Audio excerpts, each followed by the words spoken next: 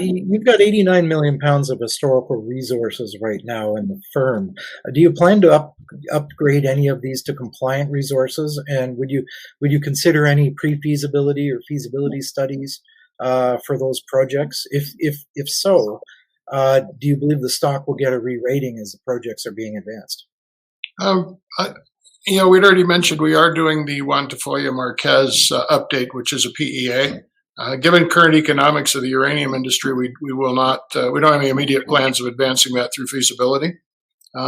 We, as I say, are concentrating, almost 100% on the Texas operation and leasing up tracts with known mineralization, bringing our existing historical resources there up to standards. So there will be, and I think there will be a re-rating on all of these things. And, the one Tafoya Marquez project in New Mexico is on Spanish land grant as opposed to, it's further east in the state.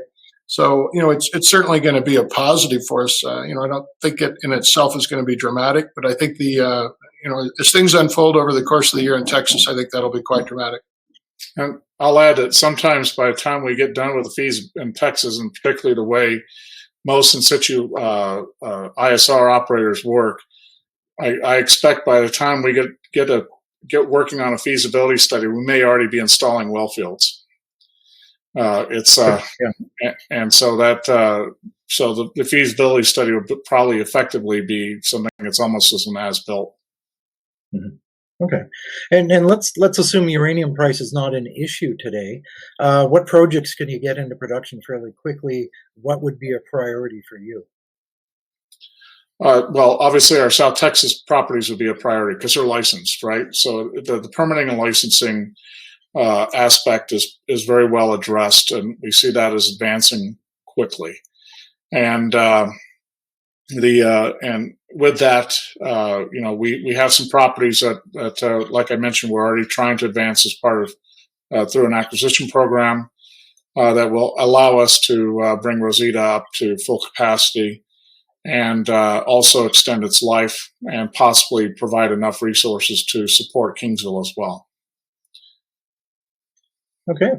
You already have a fairly large leadership team. Are you completely staffed to move the projects forward towards production, or would you have to find more workers? And, are there experienced ISR workers available in South Texas?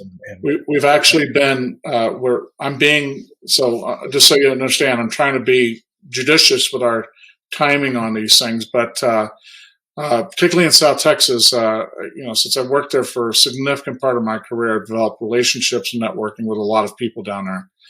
We're just next week we have a 35-year experienced geologist joining the team that's spent most of his career in South Texas on doing uranium roll front and wellfield design, starting with us next week.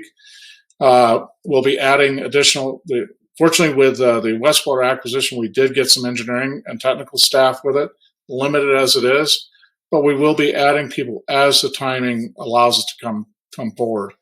And then on the workforce, there are local workers nearby that are looking to come back to work. We have an HR person who has told us that there's people who are calling her every day who've worked at these sites before. So we've got it's very promising that we'll be able to staff up, but again, I just don't want to get ahead of where the market is and where we need to be. Okay, fair enough. So, would you guys consider looking at non-ISR projects, considering there are quite a few of them throughout the Four Corner states or elsewhere? Maybe look at these projects from an ISR angle, or just the fact that these projects might just be unloved at this point, and there's a value proposition picking them up now and moving them to somewhere else down the road, flipping them essentially. Yeah, it's one of the things we are doing in New Mexico is a lot of these projects really haven't been looked at for ISR. Most of the ones we have there, certainly in terms of the vast majority of the pounds, are ISRable. But some of the others, such as Juan Tafoya Marquez, portions of that may be ISRable. And so these are things that we'll be in the course of reevaluating them, looking at. But conventional is not our focus. Our team is set up for ISR. That's where we do have some experience in conventional. Paul may want to address that, but our focus and the team's been built for ISR. Yeah, Okay. Sorry, go ahead, Paul. Sorry, Dave. Go ahead.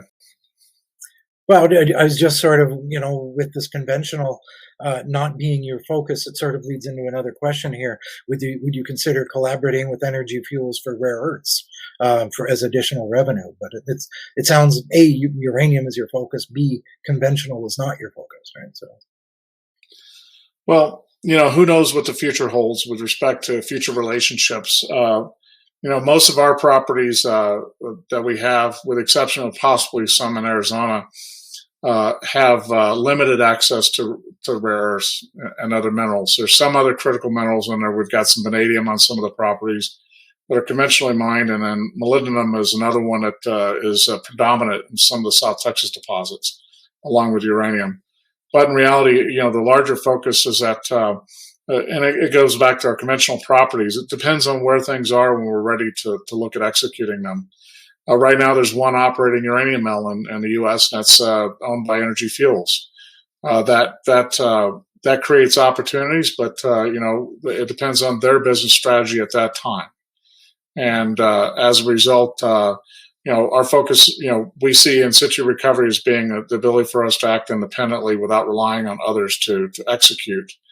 And but we're not ruling out our conventional properties for the future. We're just we know our knitting right now is focused on ISR.